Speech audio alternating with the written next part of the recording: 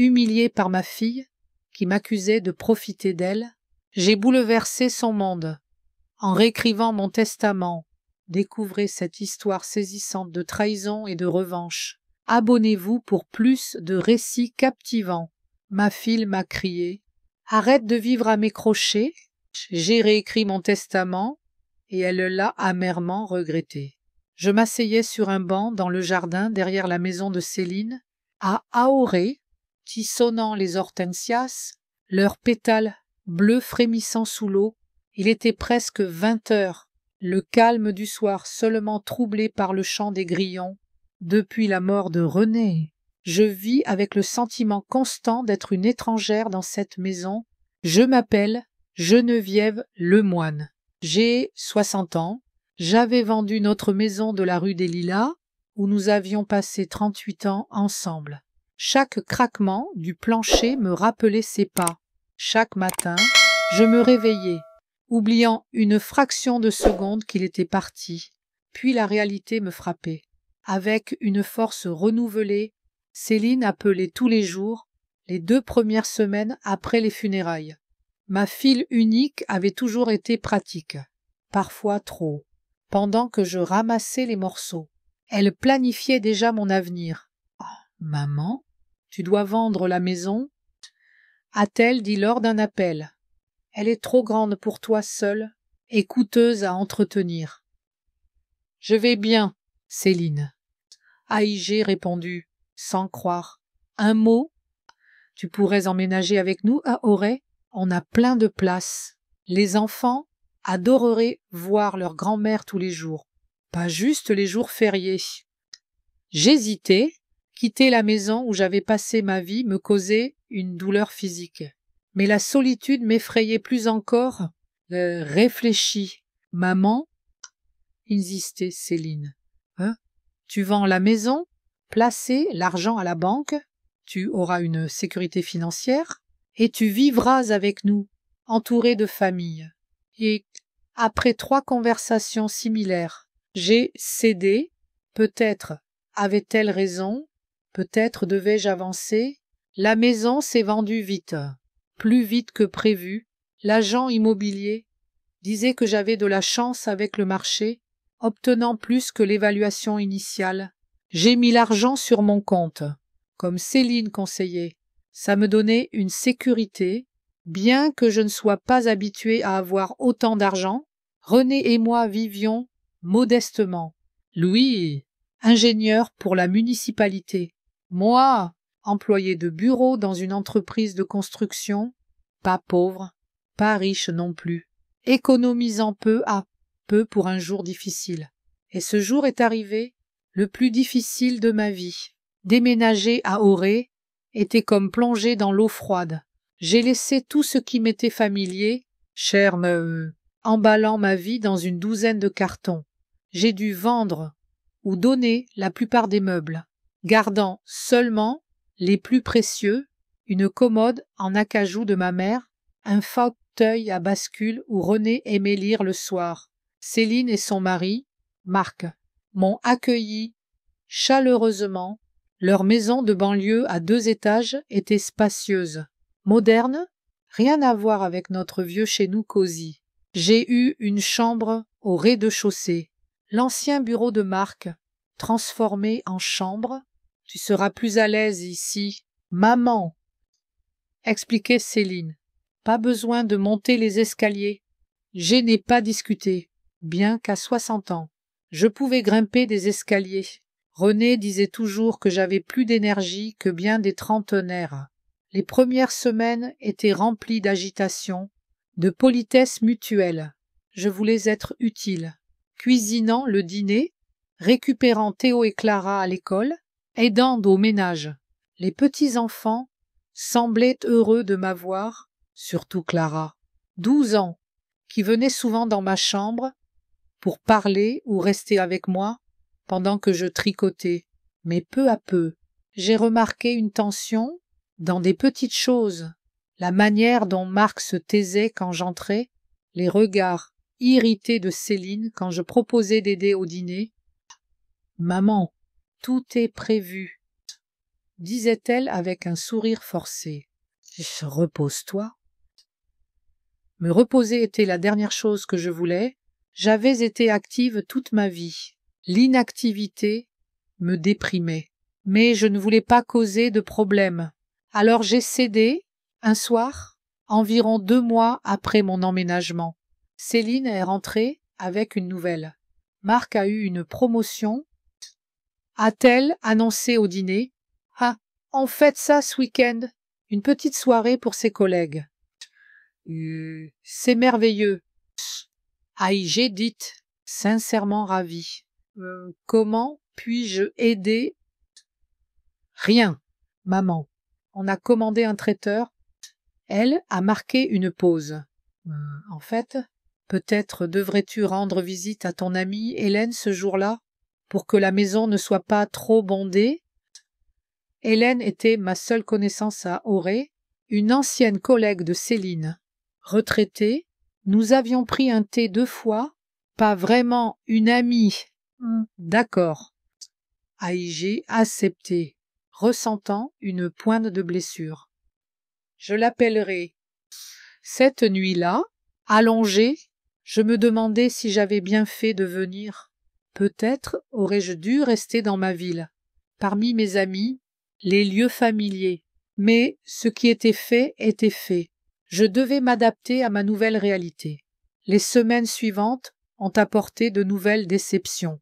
Marc, d'habitude calme, réservé, montrait de l'irritation pour des riens. Geneviève, je ne trouve pas la télécommande. A-t-il dit un soir, entrant dans le salon où je lisais. Sur la table basse, Marc. J'ai répondu, la désignant. Je t'ai demandé de ne pas toucher à mes affaires. A-t-il dit, dents serrées. Bien que je n'ai pas touché la télécommande. Céline aussi avait changé, son souci devenait intrusif, paternaliste, contrôlant ce que je mangeais, le temps devant la télé, commentant même mes vêtements. Maman, ces poultes vieillites. A-t-elle dit un matin, pourquoi pas celui bleu que je t'ai offert à Noël? J'ai changé en silence, une irritation sourde grandissant en moi. J'avais pris mes propres décisions toute ma vie, n'avais pas besoin d'instructions sur quoi porter à 60 ans. L'argent est devenu un autre point de friction. Céline me rappelait régulièrement les factures d'électricité, d'eau, légèrement augmentées depuis mon arrivée. J'ai proposé d'aider financièrement. Elle est acceptée. Alors j'ai commencé à lui transférer un montant mensuel, couvrant mes dépenses pour mes seins, avec un extra en signe de gratitude. Mais l'atmosphère ne s'améliorait pas. Au contraire, Céline parlait plus souvent d'argent, s'intéressant à mes économies, ma pension. Tu reçois toujours la pension de papa. Non, mon... A-t-elle demandé un matin au petit déjeuner? Oui, sa part m'est revenue après sa mort. J'ai répondu, surprise. Et c'est combien par mois? Céline, pourquoi tu demandes? Juste curieuse. Maman, je veux m'assurer que tu vas bien financièrement. J'ai répondu évasivement, mais la conversation laissait un goût amer. René croyait que les affaires financières étaient privées. Je partageais cet avis. Marc aussi posait des questions étranges. Geneviève, que comptes-tu faire avec l'argent de la vente de la maison? A-t-il demandé un soir, en cuisine. Ce genre d'argent ne doit pas rester sur un compte. Tu sais, les investissements... Je n'ai pas décidé, Marc. J'ai répondu, merci de t'inquiéter. Je pourrais recommander de bonnes options. J'ai un conseiller financier. J'y penserai. J'ai promis, sans intention de suivre son conseil. À l'automne, la situation s'est aggravée. Théo, mon petit-fils de 14 ans, traversait une adolescence difficile, devenant renfermé, grossière, souvent sec avec ses parents. Une fois, je l'ai entendu crier contre Céline. car elle refusait une fête. Tous les parents normaux laissent leurs enfants sortir. Tu contrôles tout. Les parents normaux se soucient de la sécurité de leurs enfants. Chi, a répondu Céline. Et puis, tu as un contrôle d'algèbre demain, tu l'as dit toi-même. Et alors, je serai un loser comme tout le monde dans cette famille. La porte a claqué, silence. J'étais dans ma chambre, ne sachant s'y intervenir. Élever les enfants est l'affaire des parents. J'essayais de ne pas donner de conseils, mais mon cœur souffrait pour eux. Ce soir-là, alors que Théo s'était enfermé, Marc pas encore rentré, j'ai trouvé Céline en cuisine, coupant mécaniquement des légumes pour une salade, l'esprit ailleurs. Dure journée, ai-je demandé, m'asseyant à la table. C'est un euphémisme, a-t-elle soupiré. Théo est hors de contrôle, et le travail était chaotique. J'ai la tête qui éclate. Je peux faire le dîner. Repose-toi. Céline m'a regardé, sceptique. D'accord. A-t-elle accepté à contre-cœur. Mais pas trop d'huile. Marc surveille son cholestérol. J'ai préparé un dîner simple. Poulet cuit avec légumes. Rise. Quand tous se sont réunis, sauf Théo, qui refusait de sortir. L'atmosphère était tendue. Marc mangeait en silence, jetant des regards à sa femme. Clara picorait doucement. « C'est délicieux, maman », a dit Céline après quelques minutes de silence. « Merci. »« Contente que tu aimes. » ai-je répondu, peut-être porté un peu à Théo. Il doit avoir faim. S'il veut manger, il peut descendre, comme tout le monde. Chi a rétorqué Marc. Ça ne... Marc, ne commence pas, a dit Céline. Las, on a eu une dure journée. Tout le monde a eu une dure journée. A-t-il grogné? Tout le monde ne se comporte pas comme un enfant gâté. Je me suis tué, bien que voulant dire que Théo était un enfant, presque adulte. Au lieu de ça, j'ai commencé à débarrasser. En prenant l'assiette de Marc, j'ai accidentellement renversé son verre de vin. Le liquide rouge a taché la nappe blanche. Un peu ses pantalons clairs. Zut, a-t-il bondi. Ses pantalons sont neufs. Désolé, Marc, je ne voulais pas. J'ai pris une serviette. Essayant d'éponger la tache, ne touche pas, a-t-il repoussé ma main. Tu vas empirer. Céline s'est levée, tirant son mari par le bras. Va te changer. Je vais laver si on traite tout de suite. La tâche partira. Marc a quitté la table, me lançant un regard furieux. Je restais là, ne sachant que dire, ma main repoussée picotait légèrement. Désolé, maman, a dit Céline. Quand Marc est sorti, il est juste fatigué. Ses pantalons sont vraiment neufs. Il les a achetés la semaine dernière.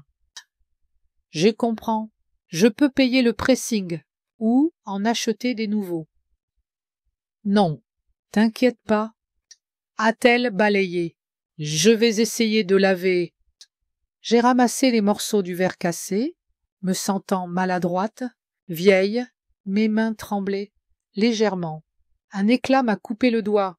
Une goutte de sang a taché la nappe, s'ajoutant à la tache de vin.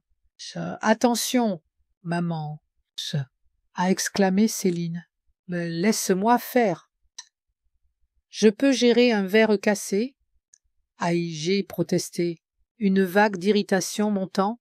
« Je ne suis pas impotente. » Personne n'a dit ça. « Écarte-toi, s'il te plaît. » Je me suis reculée, regardant ma fille ramasser les morceaux avec des mouvements rapides, efficaces, éponger la nappe.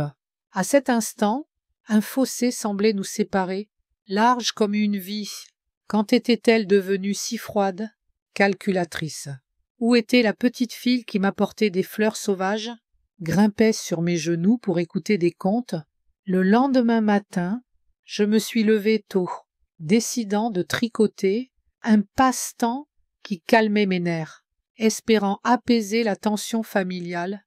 En descendant au salon, Céline était déjà là, en tailleur strict pour le travail, devant son ordinateur. « Ah, bonjour !»« Aïe, j'ai dit, je pensais tricoter un pull pour Clara. »« Pas besoin, maman. » a-t-elle répondu, sans lever les yeux. « Clara a assez de vêtements et je n'ai pas le temps de laver à la main. Je peux lui faire quelque chose de simple. Lavable en machine. » Céline s'est tournée, son regard m'a fait taire. Elle ne semblait pas juste fatiguée, mais épuisée. « Maman, s'il te plaît, laisse-nous vivre notre vie. »« D'accord. » a-t-elle dit doucement, mais avec une amertume qui m'a coupé le souffle. « On s'en sortait bien avant ton arrivée. On se débrouillera. » J'ai reculé, abasourdi par ces mots. Je voulais juste aider. Aïe, j'ai marmonné. Je n'essaie pas de m'imposer. Mais tu le fais. Céline a haussé la voix. Oh, tu t'immisces toujours avec tes conseils. Ton tricot, tant à notre époque. C'est ma maison, ma famille, ma vie. J'y restais là, sans un mot. Je n'avais jamais vu Céline ainsi. Je t'ai invité à vivre avec nous, pensant que ce serait mieux pour tous. A-t-elle continué, sans se retenir. Mais tu es devenu un fardeau. Marc ne sait plus comment t'éviter. Les enfants ne peuvent pas communiquer parce que tu es toujours là. Je ne peux pas inviter d'amis, car tu arrives avec du thé, des biscuits, comme si on était dans une vieille série télé. Chaque mot frappait comme un coup. Je sentais le sang quitter mon visage. Si ma présence est si pesante, aïe, j'ai commencé, essayant de parler calmement. Je peux trouver un autre endroit où vivre. Où irais-tu? A-t-elle interrompu. Tu n'as plus de maison, plus de travail. Tu vis à mes crochets et tu agis comme si tu nous faisais une faveur. Je ne vis pas à tes crochets. Aïe, j'ai protesté, une vague de colère montant. Je t'envoie de l'argent chaque mois. J'ai vendu ma maison pour venir ici, parce que tu m'as invité. Ces quelques euros ne couvrent même pas tes dépenses, a exclamé Céline. Tu sais combien coûte l'électricité, l'eau, les courses. Tu restes à la maison toute la journée, la télé allumée, les lumières dans chaque pièce. Ce n'est pas vrai. Ma voix tremblait de douleur. J'ai toujours été économe. J'aide avec le ménage. Les enfants. On n'a pas besoin de ton aide, a crié Céline. À cet instant, Marc est entré en cuisine, s'arrêtant dans l'embrasure, évaluant la situation.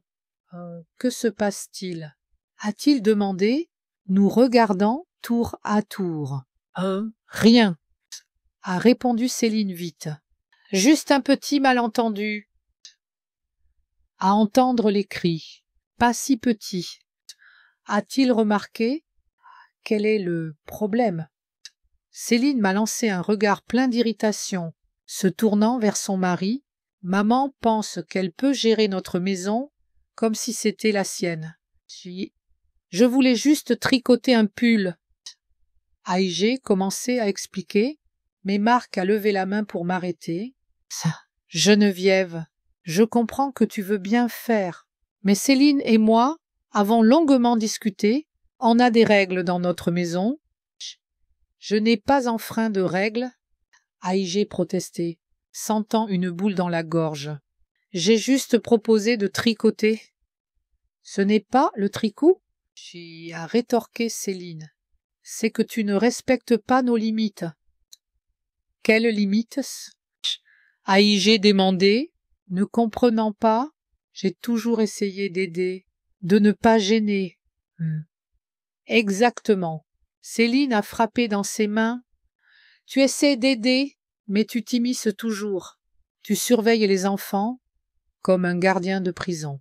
Tu commentes notre nourriture, nos habitudes. Je n'ai jamais Et ce vase, a-t-elle soudain rappelé, désignant une niche vide dans le salon où se tenait un grand vase chinois, cadeau coûteux des parents de Marc. Et maintenant, il est en morceaux. J'ai regardé, confuse. Le vase avait disparu, mais je n'avais aucune idée de ce qui s'était passé. Je n'ai pas touché le vase. Aïe, j'ai dit, sentant la situation m'échapper, je n'ai même pas remarqué qu'il manquait.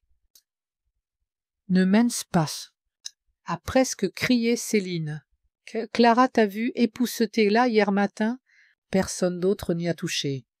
J'ai essayé de me souvenir. Oui, j'avais dépoussiéré le salon, mais je ne me rappelais pas avoir touché le vase ou cassé quoi que ce soit. Ça. Si je l'ai renversé par accident, je n'ai pas remarqué. Aïe, j'ai admis. Je suis désolée. Je peux le remplacer.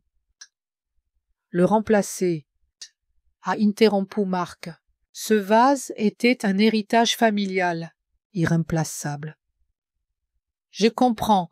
Je suis vraiment désolée, mais je ne me souviens pas d'avoir cassé quoi que ce soit. C'est le problème, a exclamé Céline. Tu ne te souviens de rien, tu ne remarques rien. Tu vis dans ton monde, et on doit s'adapter à toi. M'adapter à moi. Ma patience s'épuisait. Je fais tout pour ne pas vous déranger. Je reste dans ma chambre pour que vous ne me voyiez pas. Je propose d'aider seulement quand je vois que vous êtes fatigué. Que dois-je faire d'autre?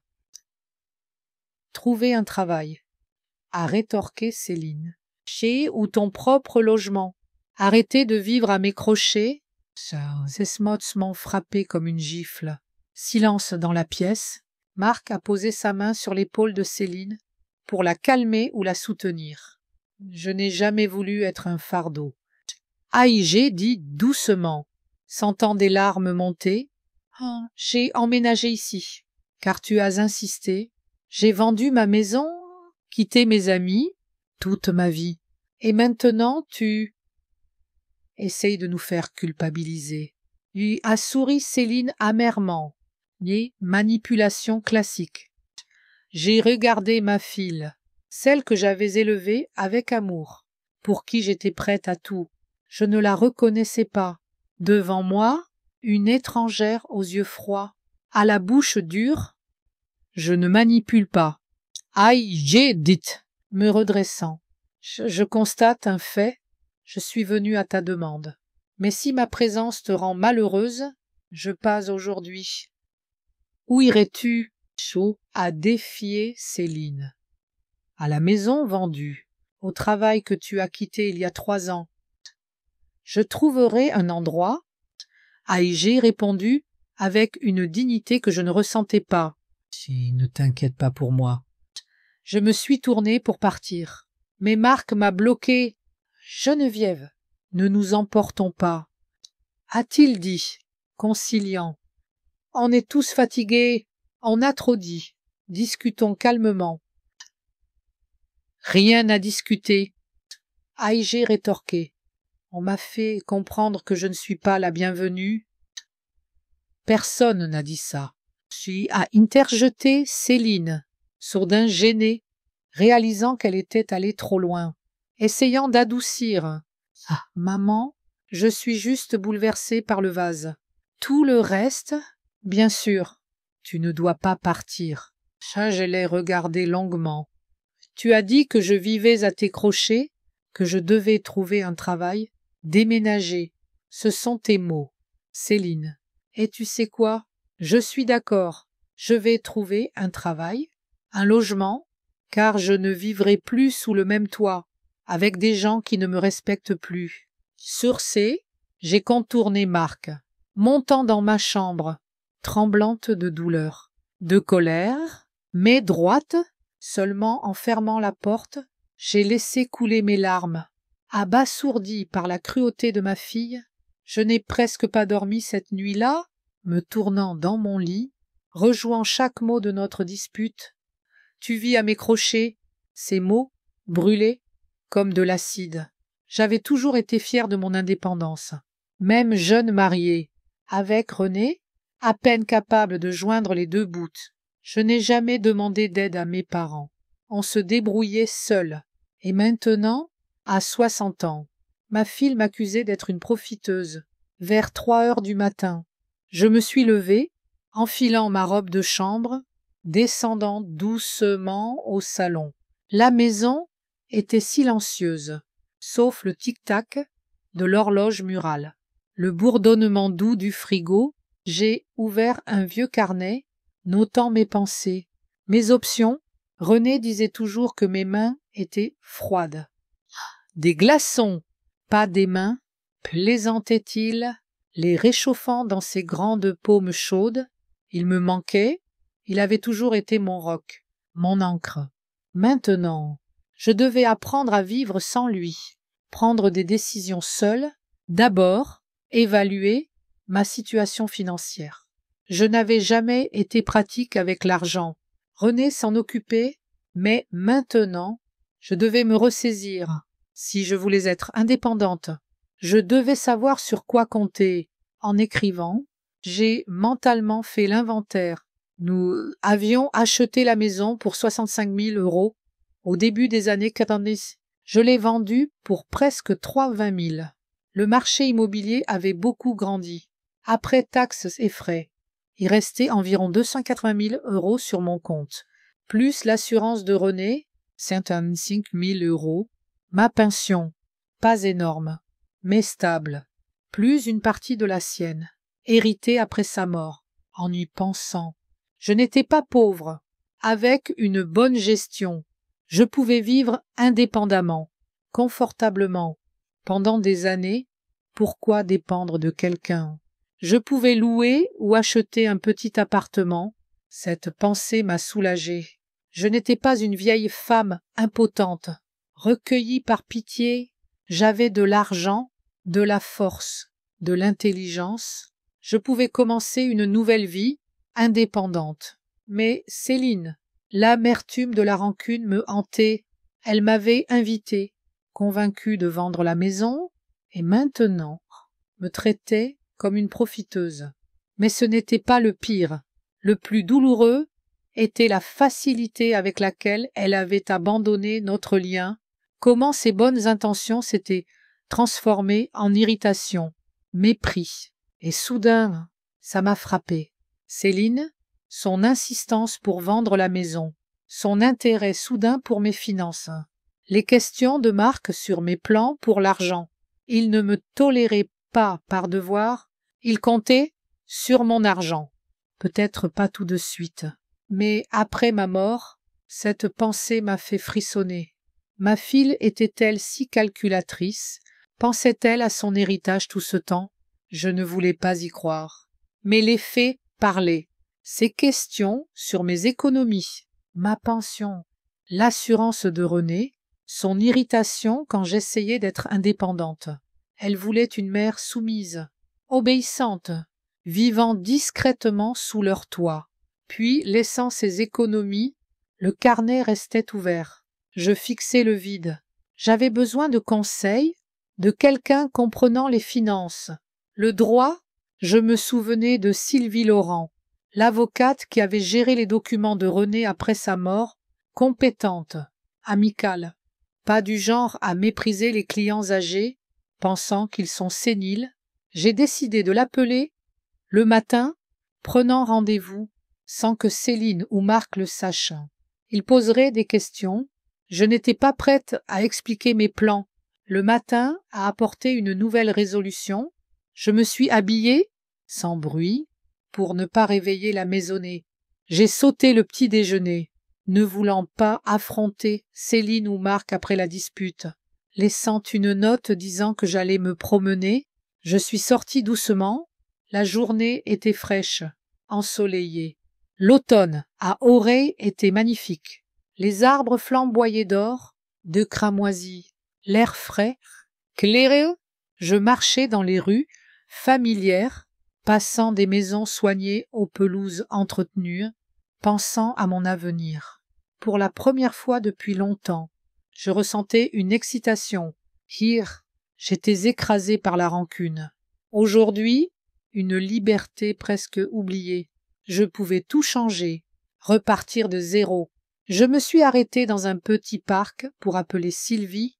Sa secrétaire disait que mademoiselle Laurent avait un emploi du temps chargé, mais pouvait me voir demain à 10 heures. Si c'était urgent, j'ai confirmé, sentant une montée d'excitation, premier pas vers ma nouvelle vie. Après l'appel, je suis allée à la banque.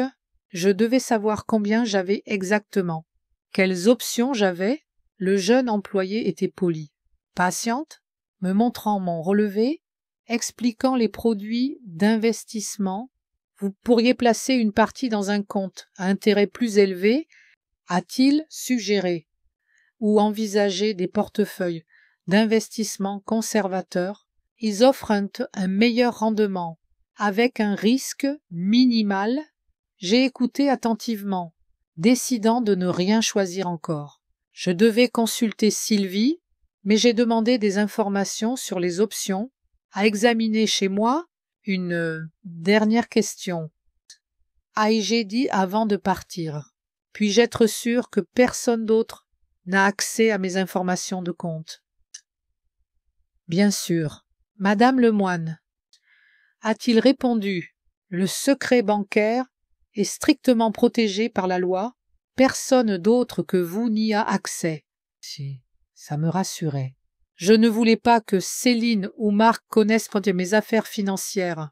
En quittant la banque, j'ai décidé de continuer ma mission, trouver un endroit où vivre.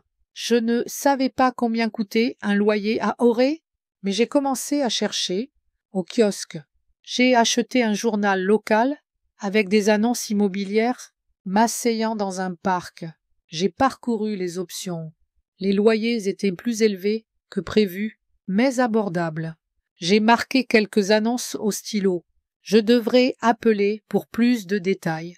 En soirée, je suis rentrée, accueillie par un silence froid. Céline a hoché la tête brièvement. Marc faisait semblant d'être absorbé par la télévision. Seule Clara a couru m'enlacer. « Mamie, où étais-tu? » J'étais inquiète, a-t-elle dit, s'accrochant à moi, juste en promenade. Ma chérie a exploré la ville, ai-je répondu, caressant sa tête.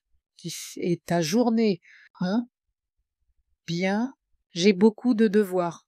Tu peux m'aider avec l'histoire. Bien sûr, je vais me changer d'abord.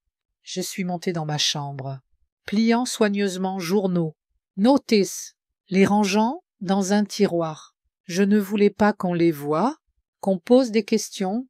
Puis, j'ai enfilé des vêtements d'intérieur, retournant au salon et déclara avec ses devoirs. Le dîner était tendu, silencieux. Céline avait fait des lasagnes, délicieuses, mais l'atmosphère gâchait tout. Théo picorait, Maussade.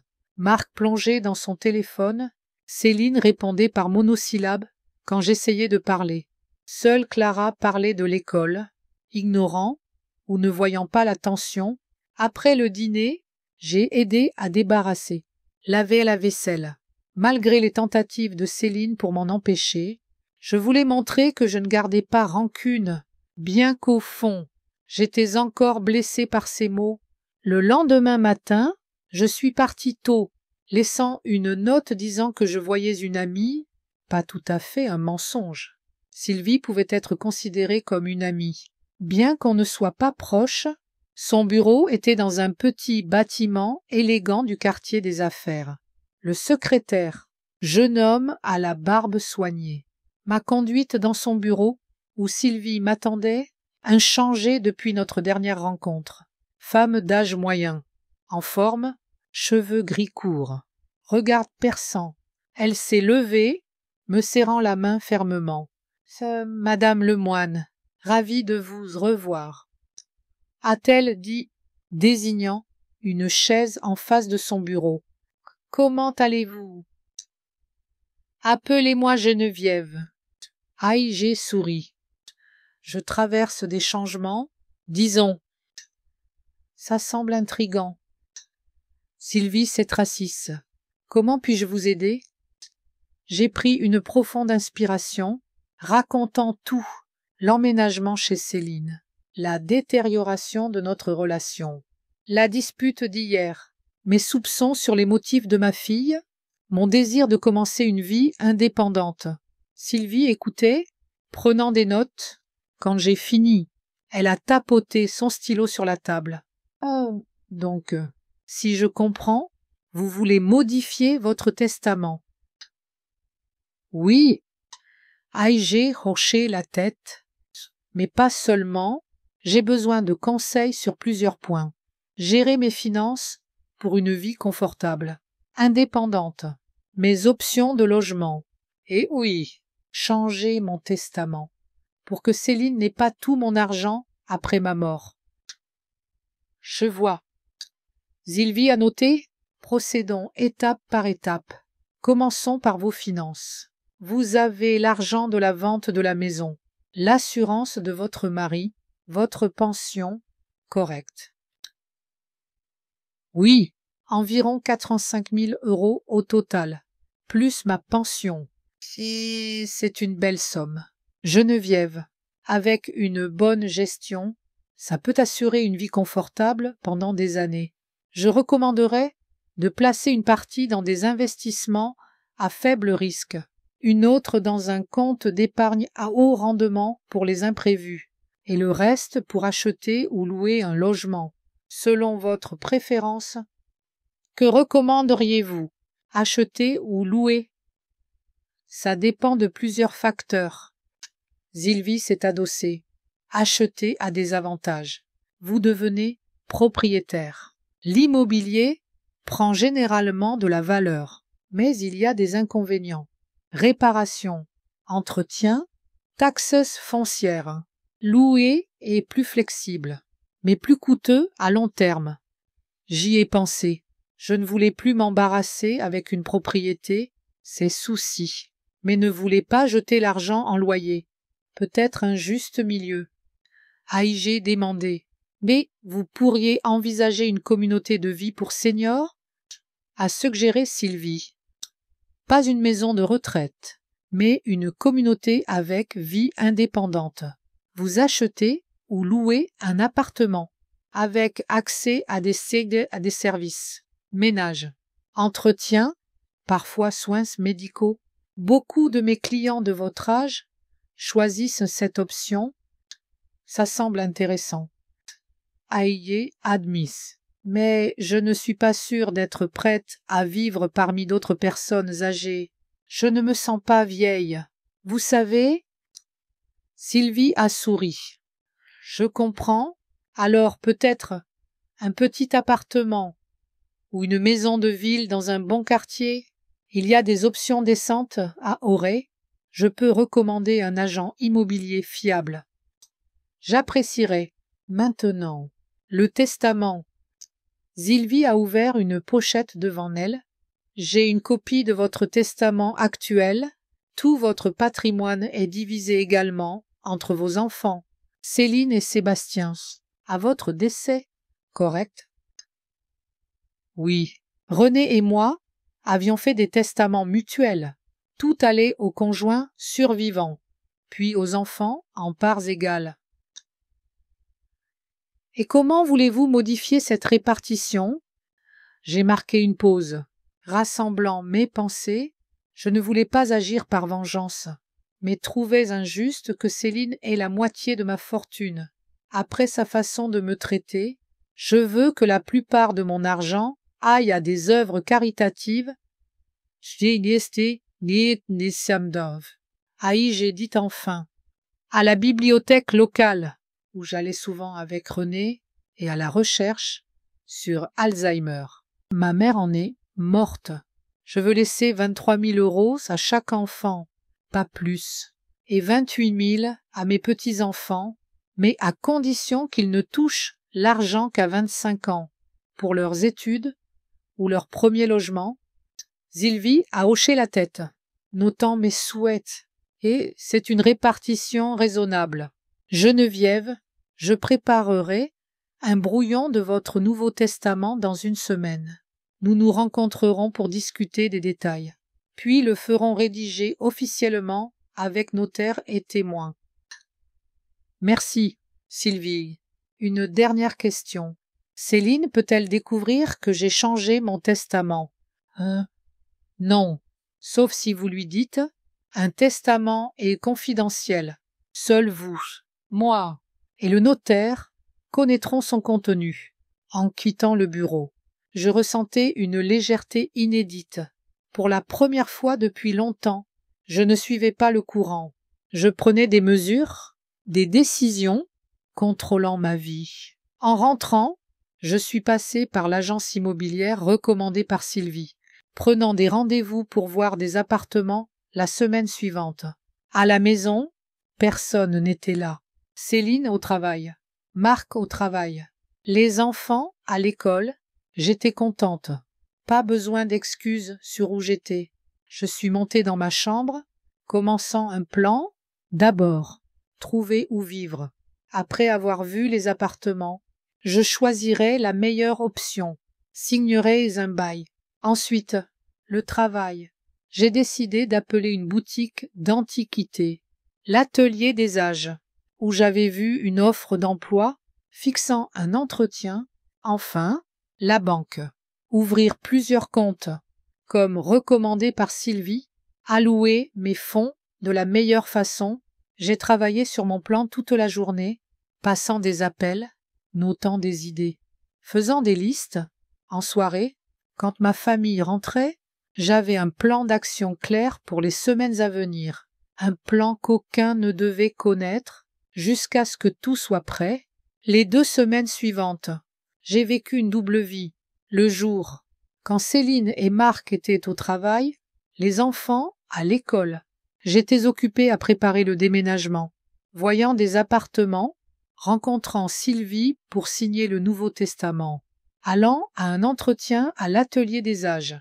Le soir, je rentrais chez ma fille, jouant le rôle d'une mère soumise, acceptant sa situation. J'ai trouvé un appartement vite, petit, lumineux, dans un vieil immeuble en briques dans une rue calme à l'est d'Auray, 2 étages, 2 chambres, un salon avec haut plafond, planchers en bois craquant agréablement, une petite cuisine avec vue sur une cour soignée, et surtout une indépendance totale. Pas de reproches, pas de regard froid, pas besoin de s'excuser d'exister. Le loyer était raisonnable. Vous, ma situation financière. J'ai signé un bail d'1 an avec option de renouvellement, payant une caution. Le propriétaire, un gentleman âgé nommé Gérard Bisset, semblait gentil. Il vivait dans la maison d'à côté, louant l'appartement, pas tant pour l'argent, mais pour qu'il ne reste pas vide. Ma fille vivait ici, jusqu'à ce qu'elle se marie et déménage à Bordeaux, a-t-il dit, me tendant les clés. J'aurais pu vendre, mais trop de souvenirs. Je suis heureux que quelqu'un qui appréciera son atmosphère y vive. J'aimais cette histoire. Quelque chose de symbolique a commencé une nouvelle vie dans un lieu rempli de souvenirs heureux d'un autre. Trouver un travail fut facile. Le propriétaire de l'Atelier des Âges, Claude Moreau, était un collectionneur passionné. Lors de l'entretien, en parlant de mon amour des antiquités, partagé avec René, il s'est animé. Vous voyez. Madame Lemoine, la plupart des candidats sont des jeunes cherchant juste un emploi. Ils se moquent de vendre des antiquités ou des hamburgers, a-t-il dit, ajustant ses lunettes à monture fine. J'ai besoin de quelqu'un qui apprécie l'histoire des objets, peut en parler aux clients. Nous avons discuté presque 1 heure, des époques, des styles, partageant des histoires sur nos trouvailles préférées. À la fin, Claude Moreau m'a offert un poste de consultante, horaire flexible, 3 jours par semaine, 5 heures par jour. Parfait. Assez pour m'occuper, gagner un revenu supplémentaire, sans me fatiguer. Quand pouvez-vous commencer? A-t-il demandé. Dans 2 semaines. Si ça vous convient? J'ai répondu. Je dois régler des affaires personnelles.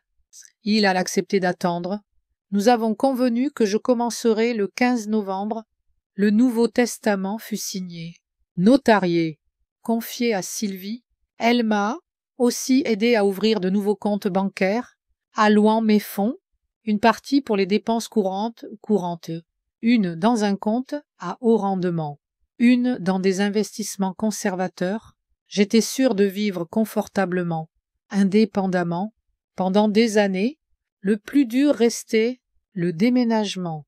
Je ne voulais pas faire une scène, m'expliquer, écouter des objections, au pire, de fausses excuses, des supplications pour rester.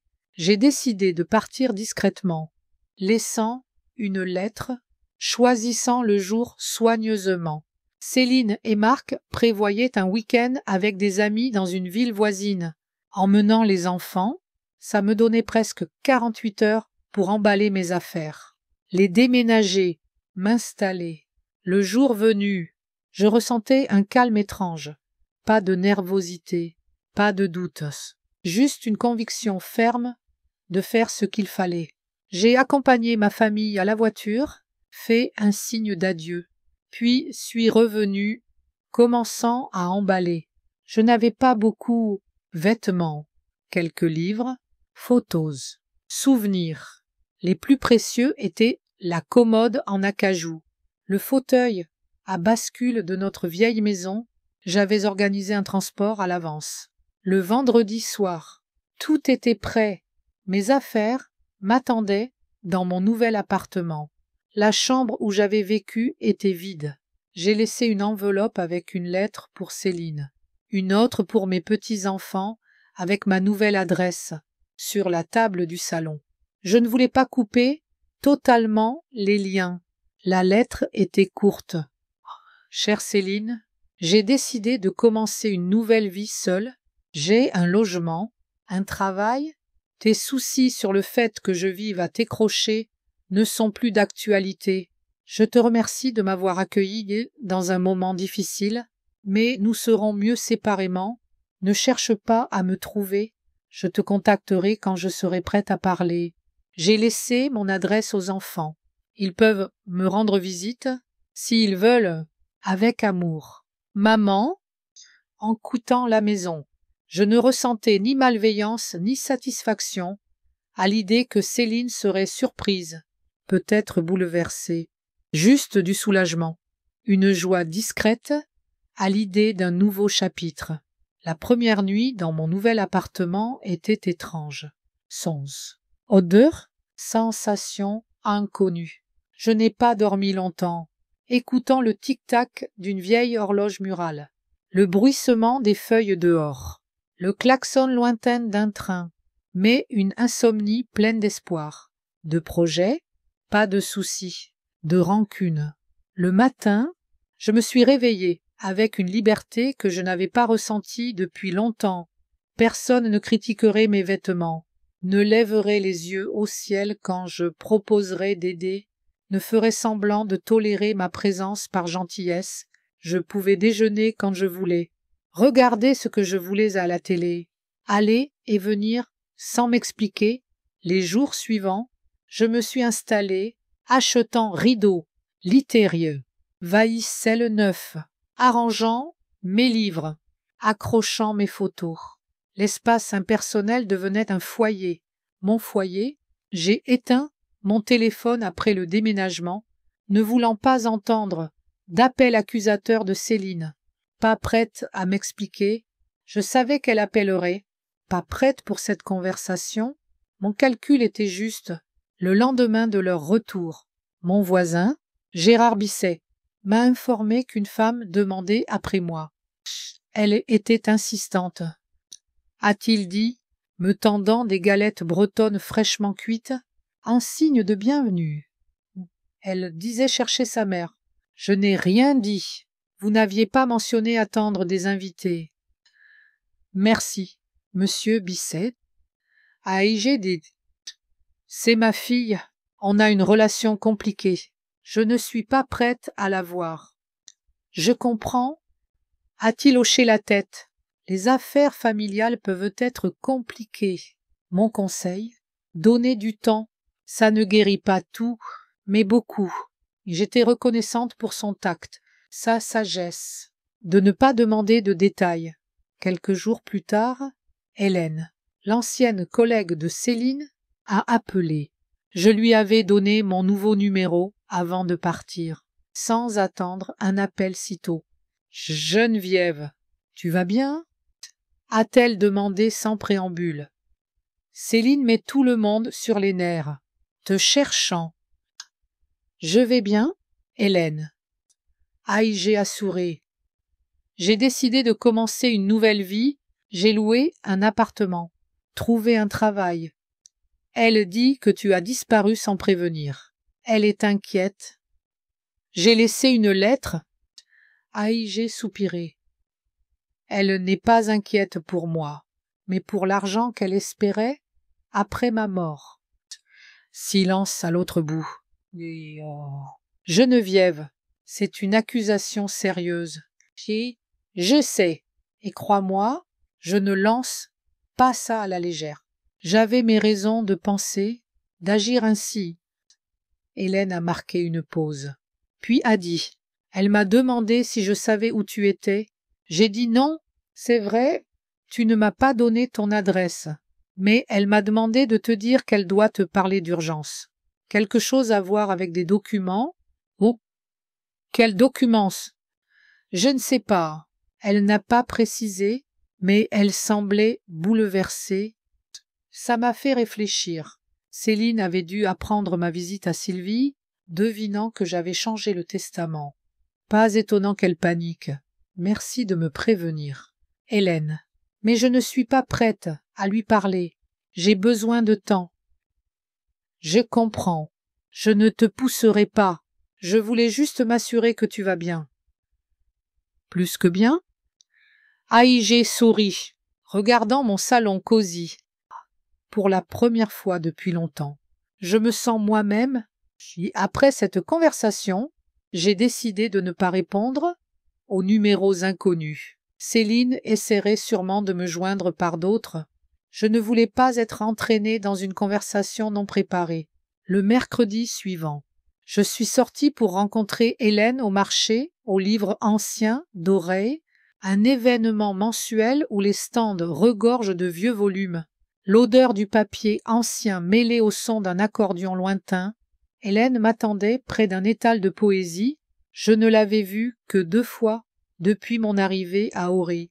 Une ancienne collègue de Céline, retraitée, pas vraiment une amie, Geneviève, a-t-elle fait signe, tenant un recueil jauni. Je ne pouvais m'empêcher de sourire. Hélène Martin, 62 ans, ancienne comptable, toujours vêtue de pull coloré. « Ah, tu as l'air épuisée, » a-t-elle dit, quand je me suis approchée, feuilletant un vieux roman. La franchise était son trait. Que se passe-t-il? J'ai ouvert la bouche pour dire rien, comme d'habitude, mais soudain, j'ai senti une boule dans la gorge, là, parmi les livres, le parfum du cuir. Voici un dashki dans le cuir usé, la musique douce. Des larmes montaient, impossibles à retenir. Hélène m'a tendu un mouchoir en silence, posant le recueil. Raconte tout. Et j'ai raconté la dispute avec Céline, ces mots cruels, m'appelant un fardeau, l'impression d'être une étrangère dans leur maison, mes doutes sur ses intentions pour mon argent, entourée par les murmures des acheteurs et les notes de l'accordéon. Ah, quelle horreur! Dit Hélène, quand j'ai fini. Je savais que Céline pouvait être dure, mais ça, c'est trop... Je ne veux pas la juger. Aïe, j'ai soupiré. Mais je ne peux plus vivre ainsi. Tu as raison. A hoché Hélène. Tu mérites mieux. Tu as fait le bon choix en partant. Cette validation m'a réchauffé le cœur, me donnant la force de continuer. Le mercredi suivant, j'ai commencé à travailler à l'Atelier des âges. Claude Moreau m'a fait une brève formation, montrant le fonctionnement de la caisse, expliquant prix, remises, puis m'a donné une liberté relative pour conseiller les clients, aider à choisir, partager des histoires sur les antiquités. Le travail était exactement ce que j'espérais. Intéressant, pas trop fatigant, offrant l'opportunité d'interagir avec des gens, partageant mon amour de l'histoire. Des belles choses. Je me suis vite intégrée à la fin de la première semaine. Je me sentais chez moi. Un jour, une femme élégante d'âge moyen est entrée, regardant longuement une collection de broches anciennes, puis se tournant vers moi pour des conseils. « Je cherche un cadeau pour ma mère », a-t-elle expliqué. « Son anniversaire est dans une semaine. Elle aura 70 ans. Je l'ai aidée à choisir une belle camée en argent et en emballant son achat. Nous avons discuté. Vous travaillez ici depuis longtemps. A-t-elle demandé. Ça. Je ne vous ai jamais vu. Quelques jours. Aïdjé confirmé. Je commence une nouvelle vie, en quelque sorte. C'est courageux. A-t-elle souri. Beaucoup ont peur du changement, surtout à un certain âge. Il n'est jamais trop tard pour recommencer. Aïgé répondu, lui tendant la boîte emballée. J'espère que votre mère aimera le cadeau. Je suis sûre qu'elle l'aimera. A-t-elle hoché la tête? Merci pour votre aide. Bonne chance dans votre nouvelle vie. Cette courte conversation m'a donné encore plus de confiance. Oui, j'avais fait le bon choix. Oui, j'étais sur la bonne voie. Les soirs, je me promenais souvent dans le quartier, découvrant ma nouvelle zone, un salon de thé cosy avec des gâteaux délicieux, une petite bibliothèque pour lire des magazines récents, un parc pittoresque avec un étang où nageaient des canards.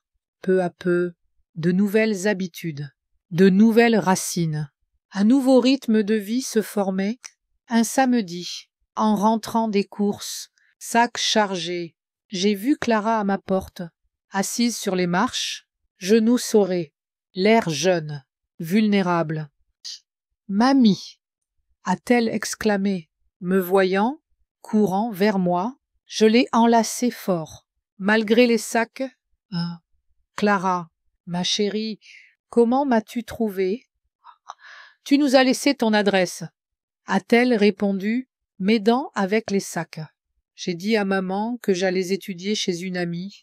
C'est tu as menti. Aïgé fronçait les sourcils.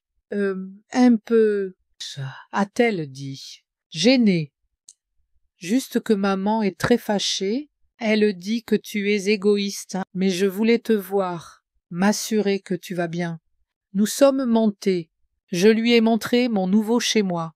Elle regardait chaque pièce avec curiosité, touchant les objets, regardant les photos. « C'est si cosy, a-t-elle dit enfin. « Ah, pas comme notre maison. »« Que veux-tu dire ?» Aïgé demandé, mettant la bouilloire. « Eh bien, la nôtre est moderne, fonctionnelle. Mais ici, on sent l'histoire, le caractère. » Comme si tout avait un sens. J'ai souri. Cette fille me comprenait mieux que sa mère. Ah, c'est vrai, ma chérie. Tout ici a une histoire. Nous nous sommes assises à la table. Je lui ai offert du thé, des biscuits. Cuits la veille. Elle m'a parlé de l'école, ses amis, un livre qu'elle lisait. Après une pause, elle a demandé « Chut, mamie. Tu ne reviendras vraiment pas vivre avec nous. » J'ai soupiré. Non, ma chérie. Je suis mieux seule. Mais tu peux venir me voir quand tu veux. Théo aussi, s'il veut. Il ne viendra pas. A secoué Clara la tête. Il pense que tu as trahi la famille. Il est toujours d'accord avec maman. Et toi, tu n'es pas d'accord. Je veux juste que tout le monde soit heureux, a-t-elle répondu, avec une sagesse au-delà de son âge. Si tu es plus heureuse ici, je suis heureuse pour toi. Je l'ai enlacée, sentant d'une boule dans la gorge. Cette petite fille était la seule de la famille à vraiment se soucier de mes sentiments, pas de ses intérêts. « Maman essaie de te trouver, » a continué Clara. « Après nous être relâchés, elle appelle tout le monde et même aller voir ton avocate. Sylvie, je crois. » Vraiment. Aïe, j'ai demandé. Surprise. Oui, je pense que c'est son nom, mais cette femme n'a rien dit à maman. Elle a dit que c'était confidentiel. J'ai mentalement remercié Sylvie pour son professionnalisme. Elle aurait pu donner mon adresse, mais a respecté son éthique, gardant mon secret. Maman est très bouleversée, a continué Clara. Elle dit que tu as changé ton testament, nous déshéritant. C'est vrai. J'ai les regardés, ne sachant que dire. Je ne voulais pas l'impliquer dans les problèmes d'adultes, mais ne voulais pas mentir. La vérité, c'est que j'ai décidé de disposer de mon argent comme je l'entends. Aïe, j'ai dit enfin, et je n'ai pas à répondre à ta mère de mes décisions. Clara a hoqué la tête, acceptant ma réponse. Nous avons parlé encore, puis je l'ai accompagnée à l'arrêt de bus, promettant d'être prudente, de m'appeler si besoin. En regardant le bus s'éloigner, je pensais à l'étrangeté de tout ça. Céline, ma propre fille, ne me voyait que comme une source de revenus potentiels, tandis que Clara, presque une enfant, était capable d'un amour sincère, désintéressé. Au moins, tout n'était pas perdu. Quelque part dans cette famille, il restait quelque chose de vivant que René et moi avions essayé d'enseigner. À la maison, j'ai trouvé 3 messages sur mon répondeur, tous de Céline. Chaque fois, sa voix plus irritée. « Maman, c'est Céline. Rappelle-moi. S'il te plaît, faut qu'on parle. » Ah, maman. Je sais que tu reçois ces messages. Arrête de jouer à cache-cache. Appelle-moi. Maman, ce n'est plus drôle. J'ai su que t'étais chez Sylvie Laurent. Qu'est-ce que tu fais? On est une famille. On devrait discuter ensemble. J'ai supprimé tous les messages, sans envie de rappeler. Famille. Quand Céline s'était-elle comportée comme une fille aimante? Quand avait-elle pensé à mes sentiments? Plutôt qu'aux siens? Non. Je n'étais pas prête pour cette conversation. Pas encore. D'abord, m'installer dans mon nouveau lieu, m'habituer à mon travail, me sentir confiante dans ma nouvelle vie. Céline pouvait attendre. Après tout, elle avait toute une vie pour apprendre à valoriser les gens, pas leur argent. 1 mois après le début de ma nouvelle vie, Oreille s'est transformée pour les fêtes. Les rues ornées de guirlandes, des vitrines de Noël, l'air empli d'odeurs de cannelle, clous de girofle, aiguilles de pin. Je m'étais complètement adaptée à ma routine. 3 jours par semaine à l'atelier des âges. Le reste du temps, j'explorais la ville, allais à la bibliothèque, rejoignais un petit club de tricot à proximité. Clara venait me voir tous les samedis. Ses visites étaient une bouffée d'air frais. Elle parlait de l'école, ses amis, son rêve de devenir artiste. J'encourageais sa passion, lui achetant des peintures, des pinceaux de qualité, l'emmenant à des expositions, lui montrant des albums de grands maîtres empruntés à la bibliothèque. Parfois, nous peignions ensemble. Je n'étais pas talentueuse, mais Clara aimait que je partage son intérêt. À ma surprise, Théo a aussi commencé à venir. Pas aussi régulièrement. Il est venu la première fois en mars, sans prévenir. Grande, anguleux, l'air fatigué, plus semblable à son père qu'à Céline. Ça, salut, mamie, a-t-il dit, évitant mon regard. Je peux entrer. Je l'ai enlacé en silence, le conduisant au salon. La première demi-heure était gênante. Il répondait par monosyllabes, regardant autour, ne sachant pourquoi il était venu. Puis, en lui montrant ma petite collection de montres de poche anciennes, un avantage de travailler dans une boutique d'antiquités. Il s'est animé, fasciné par les mécanismes, envisageant une carrière d'ingénieur. Regarde comme c'est finement gravé, a-t-il dit, examinant une montre en argent du milieu du XIXe siècle. Et le mécanisme fonctionne encore. Oui. Claude Moreau l'a fait vérifier par un horloger avant de la vendre. Elle donne l'heure parfaitement. Il faut juste la remonter toutes les 24 heures. Après ça, la glace était brisée. Théo venait tous les 2 ou 3 semaines. Généralement le dimanche, nous ne parlions pas de Céline, du passé. Il semblait avoir décidé tacitement de rester en dehors du conflit entre sa mère et sa grand-mère. Ça me convenait avec Céline. C'était plus compliqué. Après notre rencontre au marché aux livres anciens, elle a appelé plusieurs fois, laissant des messages d'excuses, de demandes, de rencontres, parfois des menaces. Je n'ai pas rappelé, pas par rancune, mais parce que je ne voyais pas l'intérêt de conversations menant nulle part. Céline ne comprenait pas, ou ne voulait pas comprendre, que ce n'était pas la dispute ou l'argent, mais le manque fondamental de respect par Clara. J'ai appris que Céline et Marc traversaient une période difficile. Marc avait perdu son emploi à cause de réductions, sans en trouver un nouveau pendant des mois. Créant des tensions financières, ils envisageaient même de vendre leur maison. Peut-être pourquoi Céline insistait pour restaurer notre relation, espérant une aide financière. Je ne jubilais pas, mais ne me précipitais pas pour aider. Je savais qu'ils avaient des économies, que Céline gagnait bien, qu'ils s'en sortiraient, et ils l'ont fait. En mai, Marc a trouvé un nouvel emploi, moins payé, mais suffisant, avec quelques réductions, fin mai. Quelque chose que j'attendais est arrivé. Une carte postale de Sébastien, mon fils, vivant à Nantes, travaillant dans l'aménagement paysager avec sa petite entreprise. Nous ne nous étions pas vus depuis 3 ans, depuis les funérailles de René. Nous parlions parfois au téléphone, mais sans grande proximité.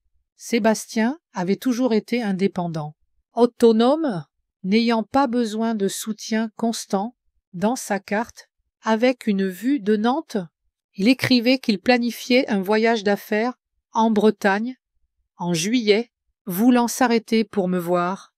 Céline m'a parlé de vos différends, écrivait-il.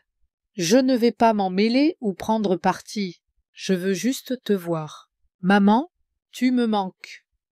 Cette courte note m'a rempli de joie, d'un frisson d'excitation.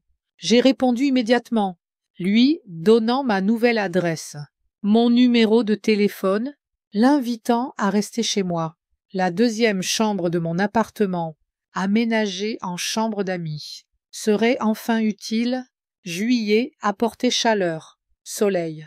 Je continuais à travailler à l'atelier des âges, mais réduisais mes heures à 2 jours par semaine. La chaleur estivale était épuisante. Je voulais passer plus de temps dehors. Claude Moreau comprenait ma demande. Il y avait moins de clients en été. Il pouvait gérer seul. Je consacrais mon temps libre à la photographie, mon passe-temps devenant une vraie passion. J'ai acheté un bon appareil numérique, passant des heures à chercher des clichés intéressants. Gouttes de rosée sur des pétales, jeux d'ombre et de lumière dans le parc, reflets dans les fenêtres des vieux bâtiments. Paul, notre professeur, m'a invité à participer à une petite exposition des travaux des élèves prévue pour août au centre communautaire. J'ai accepté, excitée, mais nerveuse. Mes créations n'avaient jamais été exposées publiquement. Le jardinage devenait un autre hobby. Mon propriétaire, Gérard Bissec, m'a autorisé à aménager un petit jardin dans la cour.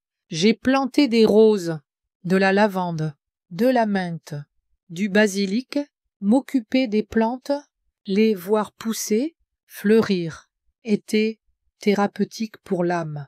Parfois, Gérard Bissec et moi buvions du thé, sous un vieux pommier au centre de la cour, discutant des améliorations du terrain.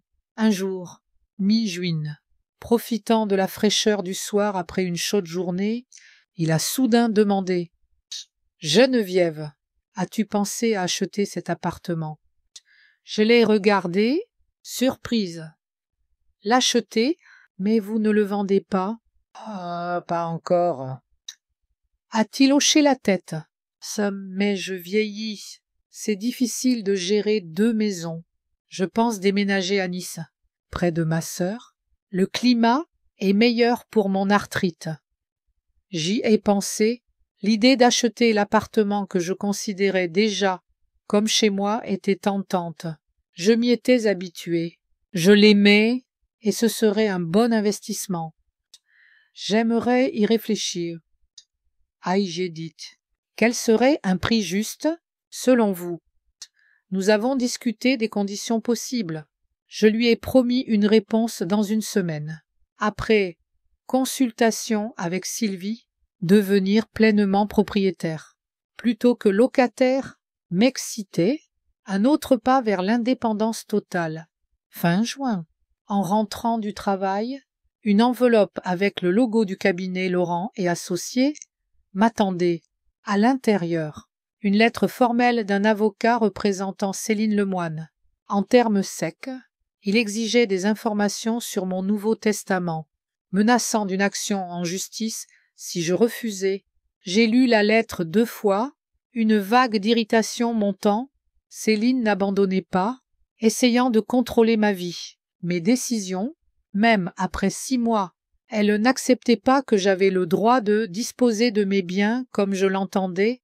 J'ai froissé la lettre, la jetant à la poubelle, puis j'ai appelé Sylvie.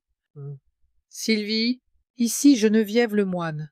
J'ai reçu une lettre de l'avocat de Céline, exigeant que je révèle les détails du testament. En ont-ils le droit? » Absolument pas si, a répondu Sylvie, confiante.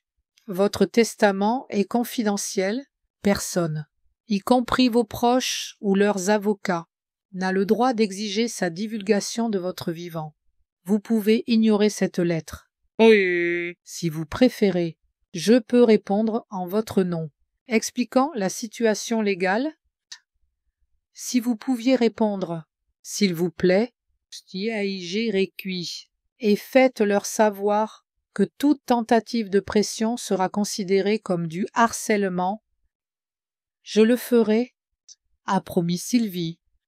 Au fait, Geneviève, j'ai reçu les documents de Monsieur Bisset pour la vente possible de l'appartement. Tout semble en ordre. Le prix est juste. Si vous décidez d'acheter, je peux m'occuper des formalités. Merci, Sylvie. Je suis presque sûre de vouloir acheter. Je dois juste réfléchir à quelques détails. Après cette conversation, je me sentais plus calme. La loi était de mon côté. Céline ne pouvait rien faire pour connaître le contenu de mon testament, encore moins le changer. Une menace vide, un geste désespéré.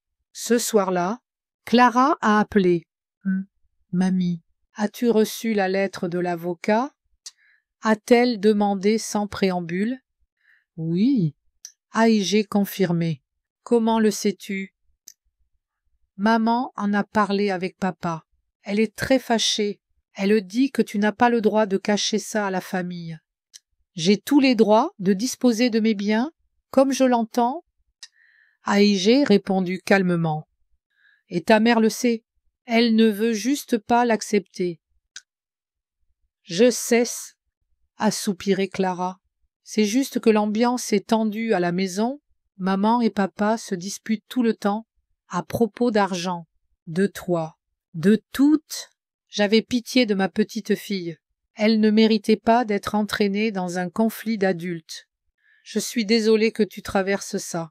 Ma chérie, tu peux toujours venir chez moi, si tu as besoin d'une pause. Merci, mamie. Je viendrai samedi. Comme d'habitude, d'accord. Mais bien sûr, je t'attendrai. Après avoir parlé à Clara, Je suis resté longtemps sur le porche, regardant le coucher de soleil peindre le ciel de rose, d'or. Je pensais à Céline, à son refus obstiné d'accepter mon indépendance. Une partie de moi espérait qu'un jour, elle comprendrait que ce n'était pas l'argent. Mais le respect, une autre savait que c'était improbable. Céline ressemblait trop à sa grand-mère. Ma belle-mère, dominatrice, têtue, convaincue de savoir mieux, mais contrairement à Renée, qui avait passé sa vie à essayer de plaire à sa mère, je n'étais plus prête à vivre selon les attentes des autres. J'avais 60 ans, je vivais enfin comme je voulais, à mon rythme, poursuivant mes intérêts, entourée de gens qui m'appréciaient pour qui j'étais, pas pour ce que je pouvais donner. Juillet apportait chaleur, soleil. J'ai décidé d'acheter l'appartement, commençant le processus avec l'aide de Sylvie. Gérard Bisset était heureux que sa maison aille à quelqu'un qu'il aimait, l'appréciait. Nous avons convenu d'un plan de paiement sur 2 ans, convenant à nous deux. Mi-juillet. Sébastien est arrivé, changé en 3 ans, plus de gris dans ses cheveux noirs, plus de rides autour des yeux, mais son sourire restait le même, large, sincère, rappelant celui de Renée. Maman, tu es magnifique, a-t-il dit, m'enlaçant. Tu rayonnes.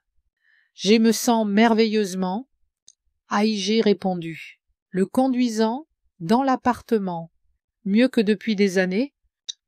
Sébastien est resté 4 jours. Nous parlions beaucoup, nous promenions en ville. Je lui montrais mes photos, les lieux que j'aimais à Auray. Il me parlait de son travail, ses plans pour agrandir son entreprise, une fille qu'il fréquentait récemment. Nous n'évoquions pas Céline ou le testament. Fidèle à sa parole, Sébastien n'essayait pas de s'immiscer dans notre conflit. Seulement, le dernier soir, assis sur le porche avec des verres de vin, admirant les étoiles, il a abordé le sujet prudemment. « Maman, je ne veux pas fouiner, mais es-tu heureuse, vraiment heureuse ?» J'y ai pensé, regardant les étoiles scintiller dans l'obscurité. « Ah, oui, Sébastien, je suis heureuse. Pour la première fois depuis longtemps, je vis ma vie, pas celle de quelqu'un d'autre. Je fais ce que je veux, je fréquente qui je veux.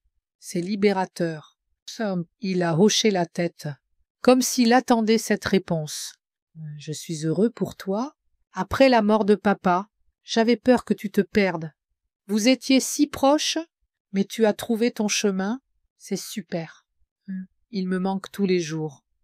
Aïe admis, mais je pense qu'il serait heureux de me voir maintenant. Il disait toujours que j'étais plus forte que je ne paraissais. Il avait raison, a souri Sébastien. Tu as toujours été forte, maman, tu le vois maintenant. Nous sommes restés longtemps, parlant du passé, de l'avenir, de la vie.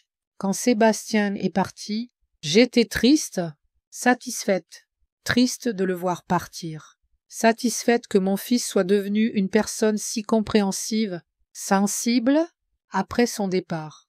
J'étais convaincue d'avoir fait le bon choix. La nouvelle vie que j'avais construite était exactement ce dont j'avais besoin. Je n'allais rien regretter, ni retourner aux anciens schémas de relations, où mes sentiments, mes désirs n'importaient pas. Début août. J'ai reçu une autre lettre de l'avocat de Céline, menaçant de me poursuivre pour abus émotionnels, aliénation des liens familiaux. Je n'ai même pas lu jusqu'au bout. Je l'ai jeté à la poubelle avec un léger sourire. J'avais pitié de Céline. Elle gaspillait temps, énergie, argent dans une lutte inutile. Au lieu d'accepter la réalité, d'avancer, je décidai de ne pas laisser ces lettres, ces menaces, assombrir ma vie. J'avais trop de choses intéressantes à faire, des plans à réaliser. Je préparais une exposition photo, planifiais un court voyage à l'océan avec Hélène et une autre amie en septembre, envisageais de m'inscrire à un cours de poterie au centre communautaire un soir d'août, chaude. J'étais dans mon jardin, triant des photos pour l'exposition. Le soleil se couchait, peignant tout en teintes dorées. Une légère brise portait l'odeur des roses, de la lavande en fleurs.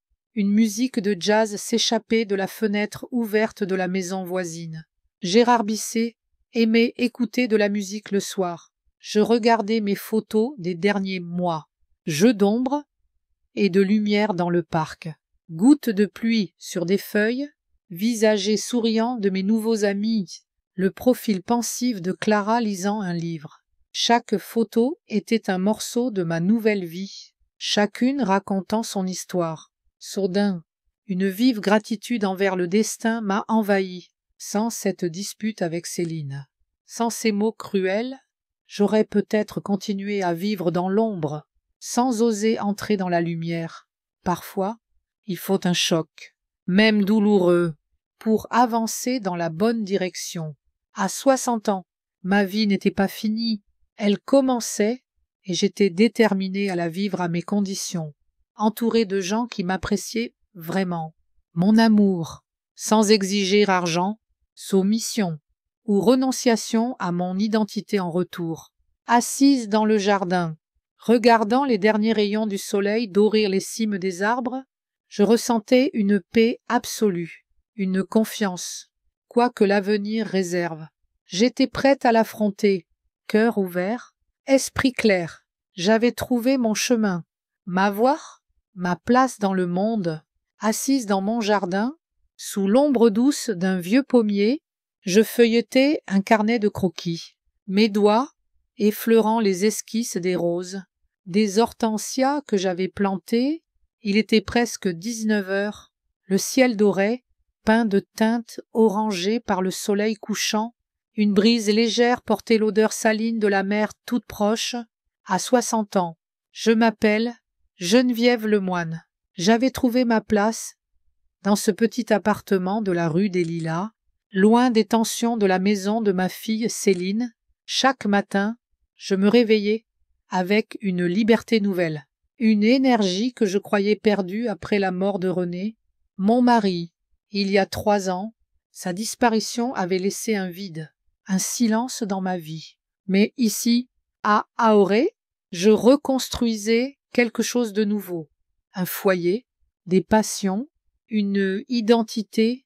Les mois qui suivirent mon déménagement avaient été un tourbillon d'activités, de découvertes, mais aussi de défis, surtout avec Céline, qui continuait de m'envoyer des lettres d'avocat, des messages exigeant des explications sur mon testament, sur mes choix.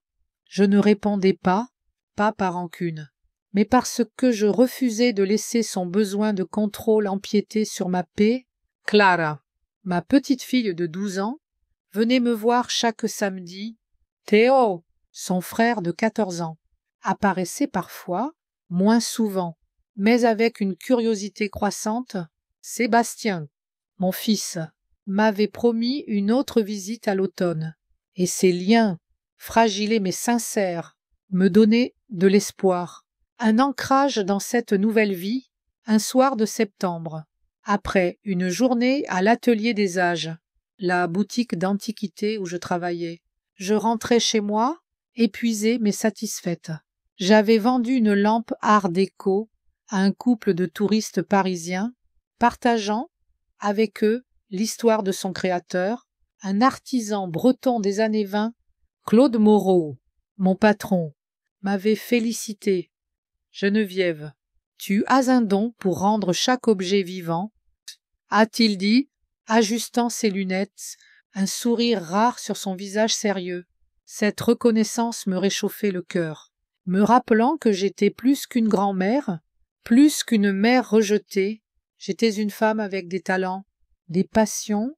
En ouvrant la porte de mon appartement, je trouvai une lettre glissée sous la porte, l'écriture familière de Clara. Elle avait dû passer dans l'après-midi. Mamie, je suis venue, mais tu n'étais pas là. Je t'ai fait un dessin, je reviens samedi. Bisous, Clara. J'ai à l'intérieur un croquis au crayon d'un hortensia, délicat, précis, avec une note. pour ton jardin. J'ai souri, posant le dessin sur la table du salon, près d'une photo de René et moi, prise lors d'un été à Saint-Malo. Clara avait hérité de son grand-père ce don pour capturer la beauté dans les petites choses. Je décidai de l'encadrer, de l'accrocher dans mon salon, un rappel de ce lien précieux. Le lendemain, je me préparais pour l'exposition photo au centre communautaire, mes clichés, soigneusement sélectionnés, avec l'aide de Paul, mon professeur, seraient exposés ce week-end. J'avais choisi des images capturant l'essence dorée, les reflets d'un bateau sur le port, les ombres des ruelles pavées, un enfant courant après des mouettes. J'étais nerveuse, excitée. Mes photos n'étaient pas parfaites, mais elles racontaient une histoire, ma vision du monde. Paul m'avait encouragée. « Geneviève, tes images ont une âme, elles parlent aux gens ?» a-t-il dit lors de notre dernière leçon, en ajustant un cadre. Je passais la matinée à vérifier les tirages, à écrire de petites légendes pour chaque photo. L'après-midi, je me rendis au marché aux livres anciens dorés, un événement mensuel où je retrouvais souvent Hélène Martin, mon amie. Nous aimions flâner parmi les étals, feuilletant des romans jaunis, des recueils de poésie, écoutant l'accordéon d'un musicien de rue. « Alors, prête pour l'exposition ?» m'a demandé Hélène, tenant un vieux volume de Baudelaire, nerveuse. « Mais oui. » J'ai répondu, souriant. « C'est la première fois que je montre mes photos au public. »« Tout va briller, » a-t-elle assuré, posant une main sur mon bras. « Et si tu as besoin d'un public, je viendrai avec Marthe. On applaudira forte. » J'ai ri, reconnaissante pour son soutien. Nous avons continué à parcourir les étals, discutant de livres, de la vie, des petits bonheurs dorés, entourés par le parfum du papier ancien, les notes mélancoliques de l'accordéon. Le samedi, Clara est arrivée tôt, son sac à dos rempli de carnets de dessins.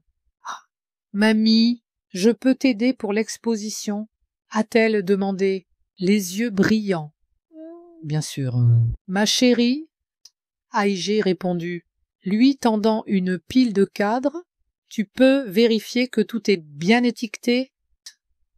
Nous avons travaillé ensemble, elle avec une concentration adorable, ajoutant même de petites décorations florales autour des cadres, inspirées de mon jardin. « C'est pour rendre tout plus joli. » a-t-elle expliqué, fière. L'exposition fut un succès modeste mais gratifiant. Une trentaine de personnes sont venues, dont Hélène, Marthe et même Gérard Bisset, mon propriétaire, qui a acheté une de mes photos, un cliché en noir et blanc d'un vieux phare sous un ciel orageux. « Ça ira parfaitement dans mon salon, » a-t-il dit, me tendant un chèque avec un sourire. Clara était rayonnante, prenant des photos de l'événement avec son téléphone. « Mamie, tu es une vraie artiste, » a-t-elle dit, me serrant dans ses bras. Ce moment, simple mais profonde, m'a rempli d'une joie pure, une confirmation que j'avais trouvé ma voie, pas seulement comme grand-mère, mais comme créatrice, comme femme à part entière. Ce soir-là, en rentrant, j'ai trouvé un message sur mon répondeur, la voix de Céline, plus douce, moins accusatrice. « Maman, c'est moi, je voulais juste savoir si tu vas bien. Clara m'a parlé de ton exposition. Elle était si excitée. Je suis désolée pour tout. Appelle-moi, s'il te plaît. » J'ai écouté le message plusieurs fois, partagé entre l'espoir et la méfiance. Céline semblait sincère, mais je me souvenais de ses mots. Tu vis à mes crochets, de ses lettres d'avocat, de son insistance à contrôler mes décisions. Je n'étais pas prête à rouvrir cette porte. Pas encore. Je décidai d'attendre, de laisser le temps faire son œuvre, comme Gérard Bisset l'avait conseillé. Au lieu de rappeler, je me suis assise à ma table, écrivant une lettre à Sébastien, lui racontant l'exposition, mes projets, mon jardin. Je voulais partager cette joie avec quelqu'un qui comprendrait, sans juger, sans exiger.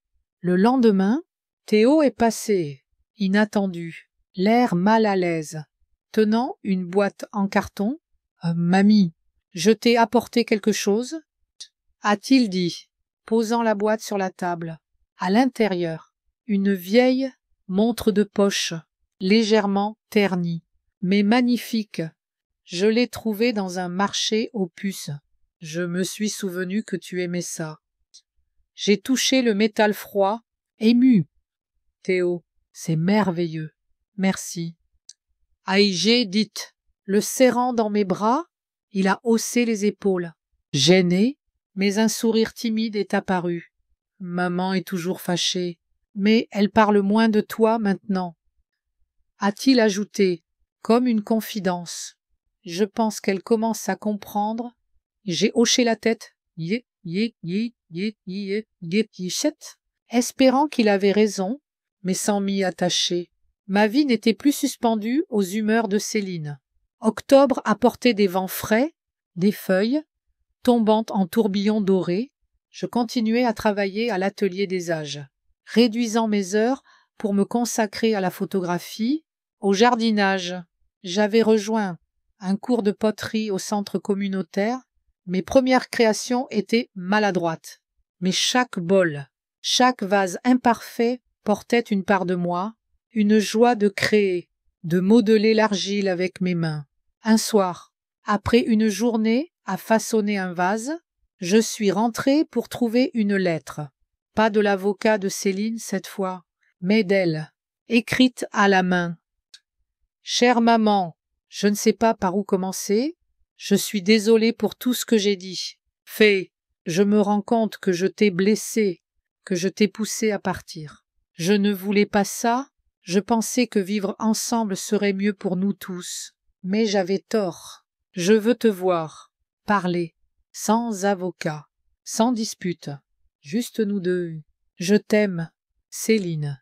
Les mots semblaient sincères, mais une part de moi restait prudente. J'avais appris à protéger ma paix. Je décidai d'attendre, de réfléchir, de consulter Sylvie avant de répondre, pour m'assurer que mes émotions ne me trahiraient pas. Le lendemain, je suis passé au marché aux livres anciens, espérant y trouver Hélène. Elle était là, près d'un étal de contes bretons. « Geneviève, tu as l'air pensive. » a-t-elle remarqué, poussant un livre. Quelque chose ne va pas. J'ai partagé la lettre de Céline. Mes doutes, mes espoirs, entourés par l'odeur du papier ancien, le son de l'accordéon. Écoute ton cœur. J'ai conseillé Hélène. Mais protège-toi. Donne-lui une chance, mais à tes conditions. J'ai hoché la tête, reconnaissante pour sa sagesse, décidant d'organiser une rencontre avec Céline dans un lieu neutre, peut-être au salon de thé près de la bibliothèque, pour parler calmement, sans avocat, sans passé pesant. Quelques jours plus tard, Sébastien est arrivé pour sa visite promise. Apportant une énergie chaleureuse, il a admiré mon appartement, mon jardin, mes photos. « Maman, tu as transformé cet endroit en un vrai foyer ?» a-t-il dit, s'asseyant sous le pommier avec une tasse de thé. « Je suis fière de toi. » Nous avons passé le week-end à explorer Auray, visitant le Porte, dégustant des crêpes dans une petite crêperie, partageant des souvenirs de René, de notre vie d'avant. Il m'a parlé de ses projets, d'une possible expansion de son entreprise à Rennes, d'une femme qu'il envisageait d'épouser. Tu l'aimerais, maman. Elle est douce, mais forte, comme toi, a-t-il dit, souriant. Je l'ai encouragée, heureuse de le voir épanoui. Le dernier soir, alors que nous regardions les étoiles depuis le porche, il a abordé le sujet de Céline. Elle m'a appelé la semaine dernière, a-t-il confessé. Elle veut arranger les choses, mais elle a peur que tu ne lui pardonnes pas. Je ne suis pas sûre de pouvoir pardonner tout de suite. J'ai admis. Mais je suis prête à parler, à essayer. C'est un bon début. A-t-il hoché la tête? Tu mérites d'être entouré de gens qui te respectent. Maman, ne l'oublie jamais. Cesse-moi touché, renforçant ma détermination à poser des limites, même avec Céline. La rencontre avec Céline eut lieu une semaine plus tard, au salon de thé La Brise, un endroit cosy avec vue sur le port d'Oreille. J'avais choisi cet endroit pour son calme, sa neutralité. Céline est arrivée, nerveuse, portant un tailleur strict, mais ses yeux étaient plus doux, moins froids. Ah, maman, merci d'avoir accepté de me voir. A-t-elle commencé, s'asseyant en face de moi. Je veux m'excuser pour tout. J'ai écouté, laissant ses mots couler. Elle a parlé de son stress, des pressions financières, de son sentiment d'être dépassée. Je n'ai jamais voulu te blesser. A-t-elle dit, les larmes aux yeux. Je pensais que t'avoir à la maison serait une bonne chose, mais j'ai mal géré, je t'ai traité comme une obligation, pas comme ma mère. J'ai hoché la tête, mes propres émotions en bataille. Céline, je t'aime, mais ce que tu as dit, m'a profondément blessée. J'avais besoin de partir, de retrouver ma vie. Je comprends, a-t-elle murmuré, et je suis fière de ce que tu as construit ici. Clara n'arrête pas de parler de ton appartement, de tes photos. Nous avons parlé longtemps, sans avocat, sans accusation, juste deux femmes essayant de se comprendre. Je n'étais pas prête à tout pardonner, mais j'étais ouverte à reconstruire lentement, à mes conditions. En quittant le salon de thé, j'ai ressenti un poids s'alléger, pas complètement, mais assez pour avancer. Novembre apportait des pluies douces, transformant Auré en un tableau de gris et de vert profond. Je continuais mes activités, travaillant à la boutique, modellant l'argile, cultivant mon jardin. Mes roses et ma lavande résistaient bravement au froid. Gérard Bisset et moi finalisions la vente de l'appartement. J'étais officiellement propriétaire, une étape de plus vers l'indépendance. Clara venait toujours, apportant ses dessins, ses histoires. Théo passait plus souvent, partageant son intérêt pour les montres anciennes. Un jour, il m'a surprise avec un petit engrenage qu'il avait fabriqué lui-même. « Pour ta collection » a-t-il dit, rougissant. Je l'ai serré fort, ému par son geste. Céline et moi commencions à nous reparler. Par petites touches, des appels brefs, des messages. Elle respectait mes limites. Ne posait plus de questions sur l'argent. Le testament, peut-être apprenait-elle, lentement, à me voir comme une personne, pas une obligation. Un soir, alors que je triais mes photos dans le salon, une tasse de thé à la main, le parfum des hortensias séchait emplissant l'air. Je repensais à mon parcours, la douleur de perdre René, la dispute avec Céline, le courage de repartir des zéros. Chaque épreuve m'avait mené ici, à cet instant de paix, entouré de mes créations, de mes plantes, des souvenirs d'une vie bien vécue. Je n'étais pas seulement une veuve, une mère, une grand-mère. J'étais Geneviève Lemoine, une femme qui avait retrouvé sa voie, sa place. À 60 ans, ma vie n'était pas finie. Elle était plus riche, plus pleine que jamais, et quoi que l'avenir réserve. Je savais que j'avais la force de l'affronter avec un cœur ouvert, un esprit clair et une détermination à vivre pleinement, à mes conditions,